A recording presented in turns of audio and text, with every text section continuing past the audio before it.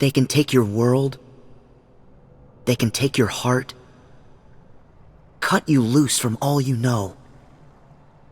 But if it's your fate, then every step forward will always be a step closer to home. Destiny Island served as the tutorial world in Kingdom Hearts 1, and it has been featured in practically every game since. It is notably the home world of Sora, Riku, Kairi, and Xehanort, but Destiny Islands isn't just their homes, but the spiritual home of the series and its protagonists. We were first introduced to the islands all the way back in 2002, controlling Sora, a 14-year-old with spiky brown hair and a hidden potential. There were other kids on the island, but Sora was closest to two, Riku and Kairi. Sora and Riku grew up on the island together, with Riku being slightly older. When we first see Riku, he has a calm and collected demeanor and almost feels like an older brother to Sora.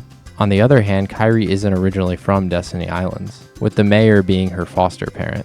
She mysteriously arrived here after a meteor shower, unable to remember her old world. We can tell that the three of them have formed a tight-knit relationship since Kairi showed up. The game begins as Sora, Riku, and Kairi set out to build a raft so they can travel to other worlds. Especially Riku, who is the most adamant about wanting to leave the islands. Each of them represents a different piece of Destiny Islands that resonates with almost everybody in the game in some way. Sora is the glue that holds everyone together. He can connect deeply with almost anyone and can even hold others' hearts within his own in order to protect them. Sora was never chosen. This responsibility was thrust upon him, and he answered the call. When Kairi and Sora are talking on the docks at sunset, Kairi has said something that has become more resonant now. You know, I was a little afraid at first, but now I'm ready. No matter where I go or what I see, I know I can always come back here. Kairi had gained the stability and safety on Destiny Islands that she did not have in her old world, and this was only further proved when we learned more about her backstory. Little did they know they would not have a world to go back to, as it was swallowed by the darkness. The three of them would spend the rest of the series trying to get back to Destiny Islands. You only miss what you have once it's gone. At the end of Kingdom Hearts 1, Sora and Riku restored Destiny Islands and all other worlds that fell to darkness. This sent Kairi back to Destiny Islands while Riku was stuck in the Realm of Darkness with Mickey. Their entire journey in the first game ended up centering around bringing their home back. Practically everyone in the series wanted the chance to go on an adventure, but it means nothing if you are apart from the people that you care about. In Chain of Memories, the organization manipulates Sora and Riku using Destiny Islands and their memories of it. Naminé is forced to make Sora believe that she also grew up on the island, and even after he finds out that it was a lie, he still wants to help her. This is a thesis throughout the whole game, as Sora is willing to help anyone regardless of who they are and what they may have done. This is the first taste of Sora's unselfishness to give his life, his body, and his world to anyone in need of his help. Kingdom Hearts 2 starts with Kairi alone on Destiny Islands without Sora and Riku. Because of Naminé messing with Sora's memories and those connected to him, Kairi can't remember Sora's name, but unlike everyone else, she can faintly remember his existence. She writes a letter to him and places it in the ocean off the shores of Destiny Islands. After Kairi fully remembers Sora, Axel appears on Destiny Islands, trying to coax Kairi into coming with him to see Sora, but she stands up for herself and heads to Twilight Town with Riku's help. The gang all end up together in the world that never was to stop the organization from using Kingdom Hearts to their advantage. Roxas and Naminé rejoin Sora and Kairi respectively, while Riku returns to his true form as he drops the persona of Ansem. Sora and Kairi are perfect representations of their home world. They are willing to be home to anyone without letting them be forgotten. Before Roxas and Naminé became their own people, this was the closest to being home that they had felt in their year plus of life. They had constantly been talked down to, told they were lesser, told they should have never existed. But Sora and Kairi never closed their heart to them, never thought less of them, and always believed that they deserved to live as they did, deserved to have a home. Naminé opens a portal for everyone to head back to Destiny Island, except for Sora and Riku, who head into the world of nothingness to defeat Xemnas. Sora and Riku use their combined strength, sending Xemnas straight into recompletion. After defeating him, they end up in the Dark Margin in the Realm of Darkness without a clear way of returning to the Realm of Light. As they sit on the dark shores, a bottle washes up, Kairi's letter. The connection between them allows them to open the door to the light, and Sora and Riku finally return to the shores of Destiny Islands. Sora, Riku, Kairi, Mickey, Donald, and Goofy all celebrate their victories over the organization, with Roxas and Naminé living on inside of them. The island that they were longing to leave nearly 2 years ago is exactly where they end up, and they couldn't be happier about it. Finally together, Sora, Riku, and Kairi enjoy each other's company on Destiny Islands. Everything is right in the realm of light, but something just feels off. Sora! Riku! Hey, what's up? Look, From the king?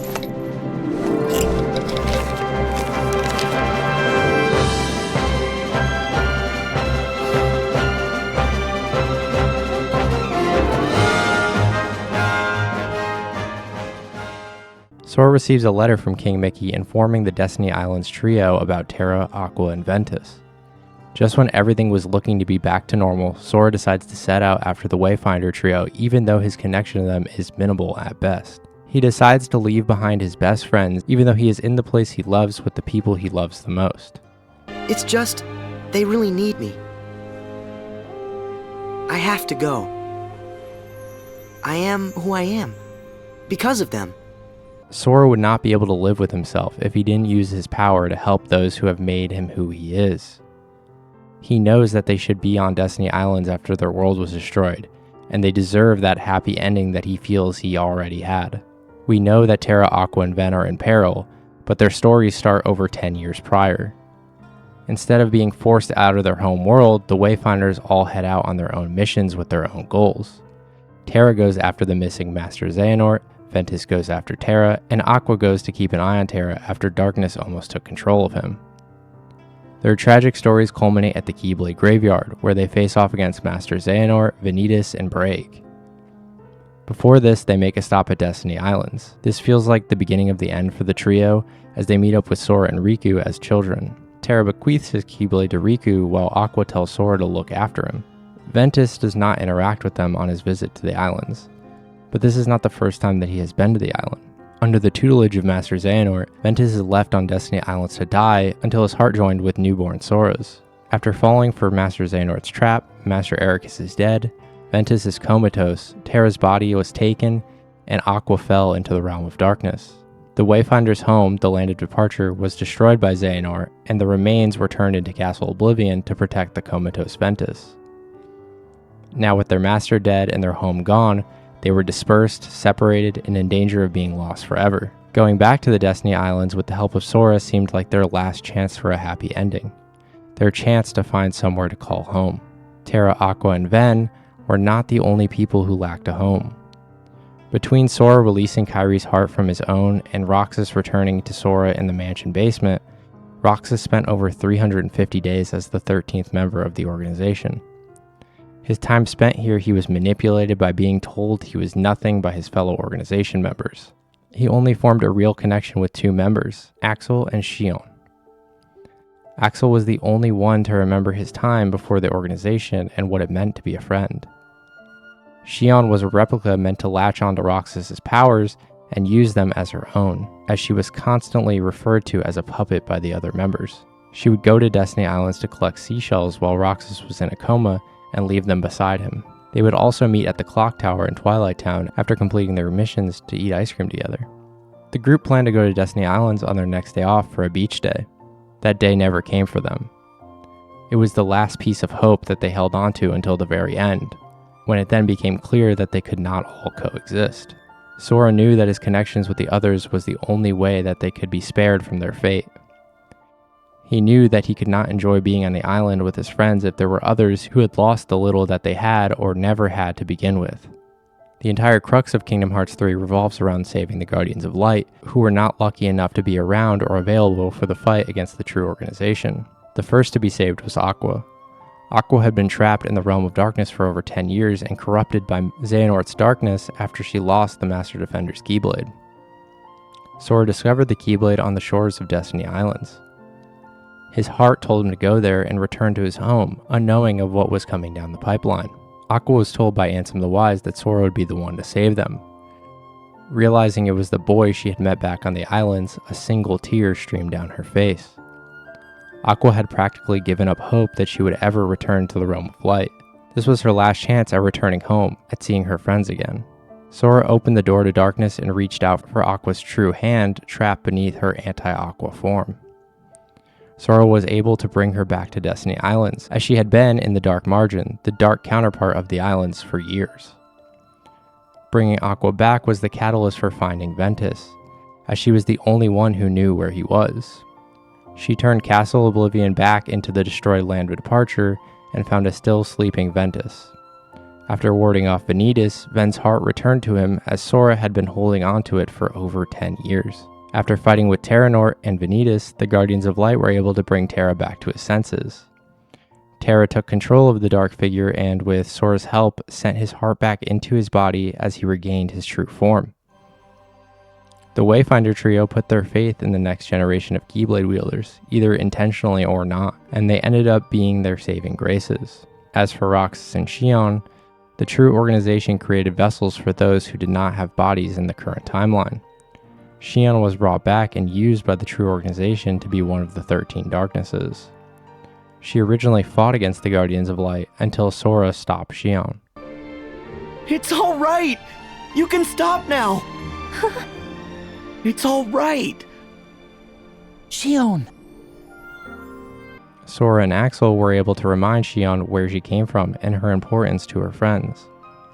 When Xemnas looked to take out the Guardians of Light for good, Roxas's heart joined with the vessel created by Evan to return as his own individual.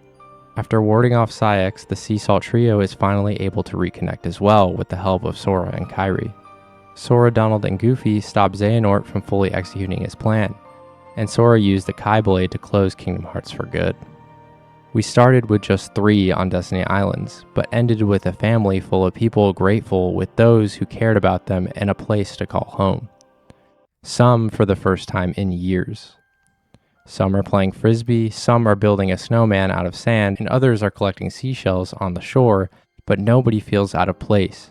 Nobody feels like they don't belong, even though some have never visited Destiny Islands in the past. Over the course of 17 years, these characters had longed for a home, one that would be there no matter what. Destiny Islands is a physical place, but it has always felt like more than that.